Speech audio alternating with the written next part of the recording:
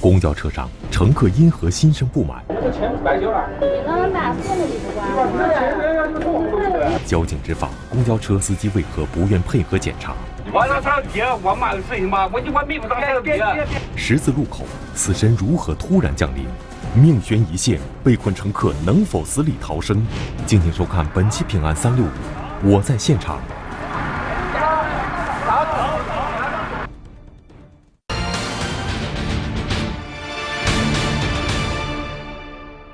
2016年4月28日下午3点钟左右，山东省枣庄市解放路与光明路路口处，一辆公交车上多名乘客怨声载道，冲着司机发起了牢骚。那么究竟发生了什么事情，让乘客不停地抱怨呢？要加多少钱了？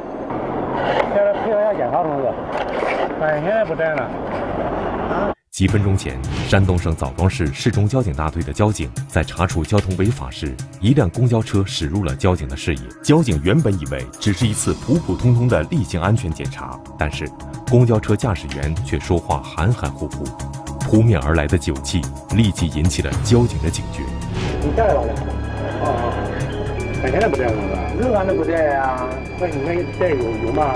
有，你带上有。由于公交车驾驶员开车时的状态和乘客的人身安全密切相关，不能出半点差池，交警决定让神色恍惚的司机临时停车接受检查。但是公交车上的乘客因为买了票却未能到达目的地，开始变得急躁不安。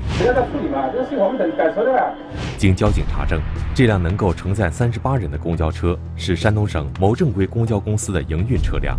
此时乘客挤得满满当当。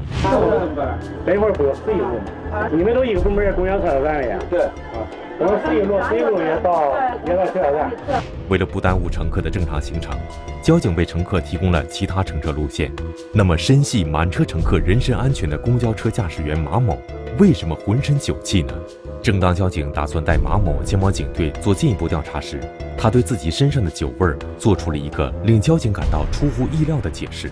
我10个月，这就10个月，我10月了，我有酒味是吧？那么究竟是什么原因让客车司机语无伦次？真相到底是什么呢？我10月，真是10月是吧？对了，我10月，我那不是搁厂里不是酒味啊？我意思是呀。马某的一番话引起了交警极大的怀疑。交警并没有被他所谓的由于吃了药有酒味的说法所迷惑，立即对他进行了呼气式酒精检测。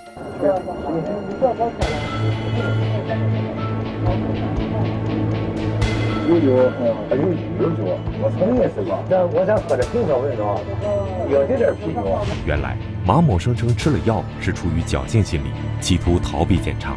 但面对酒精检测结果，最终他不得不承认自己的确喝了酒。没有的，头一会儿今天，他说我喝了，真喝一点啤酒。马某居然在开公交车时浑身酒气，不但丝毫没有顾及满车乘客的人身安全，而且对其他交通参与者也构成了安全隐患。马某的行为令交警感到十分震惊。然而，仅仅半个小时后，更加令人瞠目结舌的一幕发生了。下来，下来，救下来，救下车，救完了，来开你门了，有车来，来站来。在另一辆绿色公交车上，交警发现一位身穿红色衣服的公交车驾驶员身上的酒气更加浓烈，神色更为恍惚，于是决定带他回交警大队做进一步调查。我查不到现在的标准，你让我达到这个标准。你喊停，因为你没配合，没吹好。你喊停，我的停，我一直就吹了。面对交警的调查，公交车驾驶员王某显得极为不耐烦，百般推诿，不愿配合。时间1分1秒的过去了，虽然交警耐心地向他解释怎么使用呼气式酒精检测仪，但王某依然显得很不耐烦，抵触情绪开始变成言语上的不满。还没睡，别让上了车。我跟你说，你我让上爹，我妈有事情吗？我没不上车。别急，我给你解释一下。王某百般推诿的背后，究竟是故意阻挠，还是另有隐情呢？最终在交警的几番劝说下，王某不得不配合交警做完呼气式酒精检测。随后，山东省枣庄市公安局交巡警支队分别对这2位驾驶员进行了血液酒精含量检测。血液酒精含量检测结果表明，马某血液酒精浓度为每100毫升74.76毫克，属于饮酒后驾驶营运车。而王某血液酒精浓度高达每100毫升105.24毫克，属于醉酒驾驶营运车。在事实和证据面前，马某不得不道出实情。是吧？你喝多少酒那会儿？喝一点啤酒。喝一点啤酒啊？你开的这个是客车是吧？是。你知道开车不能喝酒吧？而且咱是我还有非吃饭。难道这2起事情真的只是巧合吗？公交车司机承担着乘客生命财产安全的重任，又为何会知法犯法饮酒驾车呢？据了解，2位公交车驾驶员都是山东省枣庄市某公交分公司职工。驾驶员马某今年57岁，另一名驾驶员王某51岁。2人中午因为心情不好，一起喝了酒，出于侥幸心理，竟然一前一后开公交车拉起乘客上路。然而法网恢恢，疏而不漏，2人皆被交警依法查获。中华人民共和国道路交通安全法第91条规定，饮酒后驾驶营运机动车，处15日拘留，并处5000元罚款，吊销机动车驾驶证。5年内不得重新取得机动车驾驶证。醉酒驾驶营运机动车的，吊销机动车驾驶证；10年内不得重新取得机动车驾驶证。重新取得机动车驾驶证后，不得驾驶营运机动车。此外，《中华人民共和国刑法修正案9第8条规定，醉酒驾驶机动车的，处拘役并处罚金。营运车辆担负着广大乘客的人身安全，绝对不能饮酒后驾驶。目前，我们对饮酒后驾驶营运机动车的马某，处以行政拘留15天、罚款5000元，并处吊销驾证的处罚；对醉酒后驾驶营运机动车的嫌疑人王某，处以刑事拘留，等待他的将是法律的严惩。在这里，我们也要提醒广大驾驶员朋友，引以为戒，否则只能自食其果。要有机会再开，肯定不会再喝酒了。面对处罚结果，公交车驾驶员深感懊悔，但为时已晚。公交车、出租车、校车等营运车辆的行车安全与千千万万个乘客的生命财产息息相关，违法驾驶营运车辆的后果不堪设想。但是，还有一部分人却铤而走险。暗藏玄机，白色面包车何故摇身变成黑校车？飞来横祸，13岁中学生为何命丧车轮之下？一死一伤，货车司机为何夺路而逃？平安365，我在现场继续播出。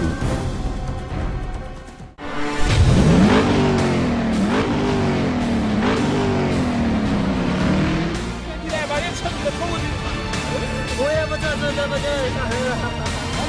你不动，你躺这儿躺好。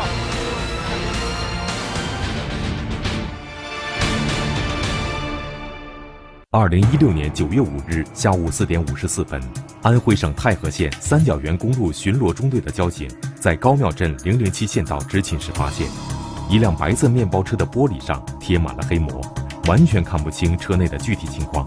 交警顿生疑虑，车内究竟拉的是什么呢？交警立即示意车辆靠边停车接受检查。哪学来的？这拉多少人呀？是小孩子那呀？压这边。车门被打开后，眼前的一幕令所有人大吃一惊，这辆面包车居然是幼儿园的校车。此刻，一群小朋友挤在狭小的车厢内，正在睁大好奇的眼睛盯着交警。可以下来，小朋友来，你自个来，一个人下来，让自个说，来一个，这是对了人，对，2个，一个来，3个，对了人。经交警清点，这辆核载7人的面包车实载25人，其中包括23名小朋友、1名押车老师和1名驾驶员。清点人数时，这群小朋友无辜地看着执法交警，完全没有意识到自己每天乘坐的校车存在着怎样的安全隐患。经交警查证，驾驶人陈某是太和县高庙镇新兴幼儿园的驾驶员。这起面包车从事校车业务，严重超员的交通违法行为，因涉嫌危险驾驶罪被依法立案。等待陈某的将是法律的严惩。然而，作为营运车辆，除了公交车和校车外，出租车由于各种原因造成的交通事故却并不罕见。2016年7月6日早上7点58分，河南省安阳市黄河大道与峨眉大街交叉路口处，一辆绿色出租车突然撞向一位骑自行车的女学生，这名女学生来不及躲闪，被出租车撞离自行车后甩出去4-5米远，紧接着便脸部朝下落地，书包里的书本散落一地。这起车祸导致这位年仅13岁的女学生当场身亡。那么这起惨烈的交通事故究竟是什么原因导致的呢？随后，新乡司法鉴定所对出租车的车速进行了鉴定，确认这起事故是由于出租车超速驾驶导致的。作为营运车辆，出租车每天载着乘客穿梭于城郊的大街小巷，因此要时刻保持警惕。驾驶机动车进入十字路口时，要做到减速慢行，仔细观察周围环境，确保安全后再通过路口。在此，我们也要特意提醒驾驶营运车辆的广大驾驶员，要遵守交通法规，确保安全出行。大货车突然侧翻，12吨砂石从天而降，被困乘客能否获得一线生机？平安365，我在现场继续播出。大家好，我是四川北川交警杜杰。2016年的6月24号，就在我身后的位置发生了一起交通事故，一辆货车倾覆在了一辆小车身上，造成一人当场死亡。究竟是怎么回事？我在现场。2016年6月24日上午8点29分，四川省北川羌族自治县永安镇山东大道与罗永路交叉路口处，一辆侧翻的大货车倒在绿化带旁边，后视镜和前挡风玻璃被撞裂，驾驶室内物品散落一地。与此同时，车内倾泻而下的建筑砂石将一辆小轿车死死地埋压在下面，巨大的压力使得小轿车的前半个车身严重变形。那么此处究竟发生了什么事情呢？我向我后同事，我两个人站到去看，妈的车子都倒这儿了。当然了，我还晓不得底下还有个小车。据目击者描述，6月24日早上7点54分，他在路边清扫时，一辆大货车突然侧翻，压向了旁边恰巧经过的小轿车。小轿车内的司机和乘客未能及时逃脱，便立即拨打了110报警。接到报警后，赶到事发地点的交警和消防队员立刻封锁了车祸现场，然后兵分两路。交警负责指挥疏通拥堵的车辆，消防队员则全力投入救援当中。消防队员首先用铁锹清理小轿车周围的砂石，紧接着开始用电动破拆工具对小轿车进行破拆。5分钟后，右侧车门被顺利破拆。消防队员经过一番仔细搜寻，发现一位穿格子衬衣的女士被卡在了副驾驶室。令消防队员感到欣慰的是，这名女士还有呼吸，于是他们加快了救援速度。清理完这名女士身上的砂石后，便把她从小轿车内安全救出。此时，这名女士正处于昏迷状态，全身多处受伤。随后，医护人员用担架把她抬上了救护车，送往医院进行抢救。现在至少有2个人，刚才我已经救出来了。我们拦了一个，拦个人员前往还有10小时。成功救出被困女士，令所有人都松了一口气。但得知车内还有一名被困人员时，气氛又开始变得紧张起来。把这个车子看有没有证据先把它拿出来。车祸发生后，已经过去了将近40分钟，小轿车内被困人员是否还有一线生机呢？救援人员立即用起重机吊起大货车，紧接着从砂石下面把小轿车的残骸拖到空地处。经过仔细搜寻，消防队员在小轿车的驾驶室找到了一名中年男子。不幸的是，这名中年男子已经没有了生命体征。确认没有其他伤亡人员后，清洁工人开始有条不紊地清理事故现场，至此交通才得以恢复正常。在随后的调查中，交警了解到，现场身亡的中年男子正是小轿车的驾驶员李先生。经过医院抢救，幸存的受伤乘客唐女士是李先生的妻子，他们都是湖南省道县人。事发当天，夫妻俩正朝着永安政府方向行驶，没想到飞来横祸，让夫妻2人从此天人两隔。家中的2个小孩永远地失去了父亲，80多岁的老母亲再也无法看到儿子的笑脸。那么这场惨烈的车祸究竟是怎么发生的呢？为了查明真相，交警展开了调查，从附近的监控录像中还原了事发的全过程。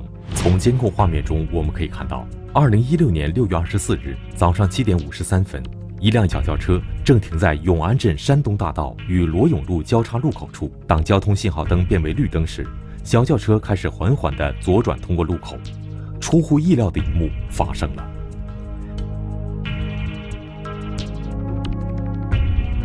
一辆满载砂石的大货车突然从山东大道自北向南闯红灯驶入十字路口，正在左转的小轿车来不及躲闪，被大货车一下子撞到了绿化带中的柱子上，紧接着被侧翻的砂石所埋。那么究竟是什么原因让大货车驾驶员无视交通规则，肆无忌惮地闯红灯呢？第一眼看到是红灯，我刚好检是我排队等里面了，我已经没检了，10几个了。结果恰恰走到红绿灯下面，我看这个突然打拐弯的，怪怪的。据了解，肇事司机聂长平是北川羌族自治县片口乡村民。事发当天，他正开着一辆重型自卸货车运载砂石，大货车行驶至永安镇山东大道与罗永路交叉路口时，闯红灯驶入十字路口。而此时，小轿车恰巧经过此处。虽然聂长平见状采取了紧急制动措施，最大限度的左打方向盘试图避让，但是大货车在惯性作用下失去了平衡，侧翻后压向了右侧的小轿车，导致小轿车内乘客一死一伤。经公安部门查证，造成本起交通事故的原因是大货车驾驶员未按交通信号灯规定通行，并且超载，因此聂长平在本起事故中承担全部责任，李先生和唐女士无责任。中华人民共和国道路交通安全法第38条规定，车辆、行人应当按照交通信号通行。第48条规定，机动车载物应当符合核定的载质量，严禁超载。是这个事情出了呢，我相当的后悔。目前，肇事司机聂长平已经被检察机关批准逮捕，案件正在审查起诉中。然而，大货车司机由于闯红灯酿成的惨剧却时有发生。2016年5月31日晚上12点钟左右，云南省昆明市一处十字路口的监控摄像头拍下了这惨烈的一幕。通过监控画面可以看到，当交通信号灯变为绿灯，一辆电动车驶过十字路口的停车线时，突然从画面的左侧冲出一辆红色渣土车。电动车司机见状紧急刹车后，在惯性作用下向右侧翻，紧接着飞驰而过的渣土车直接从电动车上碾压过去。事故发生后，肇事司机便立即停车并下车查看，但是当他看到2名被撞男子没有任何反应后，却立即驾车逃离事故现场。这起事故导致1名男子头部被碾压后当场死亡，另1名男子身受重伤。通过监控画面，我们可以清晰地看到，渣土车驶入十字路口直接碾压电动车时，它上方的交通信号灯显示的是红灯。事发当天凌晨3点，肇事司机最终选择投案自首。办案民警认定，渣土车由于违反交通信号灯行驶，从而酿成这起惨剧。事故发生后也没有及时采取急救措施，因此渣土车司机承担本起事故的全部责任。作为道路交通安全的重要参与者，货运车辆的道路交通安全与千千万万个家庭的生活息息相关，因此在日常行车过程中，货运车辆的驾驶人应当注意遵守道路交通安全法律法规，文明出行，安全行驶。